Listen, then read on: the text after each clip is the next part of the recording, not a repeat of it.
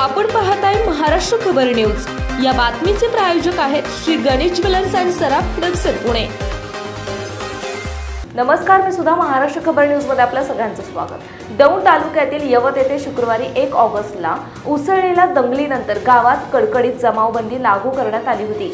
सलग 5 दिवसानंतर सकाळी 6 वाजेपासून ते सकाळी 11 वाजेपर्यंत शिथिल करण्याबाबत जिल्हाधिकारी तथा जिल्हा दंडाधिकारी जितेंद्र डुडी यांनी आदेश जारी केले आहेत। त्यानुसार या वेळेत सर्व काही सुरू आहे। पोलिसांकडून अत्यंत सतर्कतेने परिस्थितीवर अजूनही लक्ष ठेवण्यात येत आहे। भारतीय नागरिक सुरक्षा संहिता 2023 चे कलम 163 नुसार यवत येथे जमावबंदी आदेश लागू करण्यात आला होता।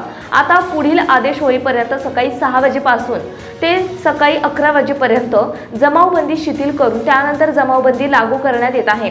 या प्रतिबंधात्मक आदेशाचे उल्लंघन करणारी व्यक्ती भारतीय न्याय संहिता 2023 मधील कलम 2023 मधील तरतुदी आणि प्रचलित कायद्यान्वये शिक्षेस पात्र राहील असंही आदेशात नमूद करण्यात आले। यवत येथील पोलीस स्टेशनच्या मार्गदर्शनाखाली अतिरिक्त पोलीस दलाची तैनाती करण्यात आली असून गावाच्या प्रमुख चौकांमध्ये कडेकोट बंदोबस्त ठेवण्यात आलाय। पोलीस तपासात आतापर्यंत 92 संशयित आरोपींची नावे FIR मध्ये नोंदवण्यात आली आहेत। तसेच 500 ते 600 अनोळखी व्यक्तींविरुद्ध गुन्हे दाखल करण्यात आले आहेत।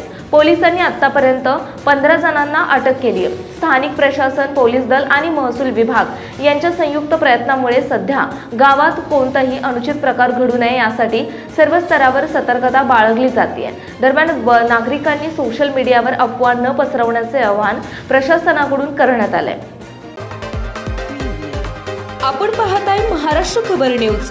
या बातमीचे प्रायोजक आहेत Shri Ganesh jewellers and Saraf products Pune.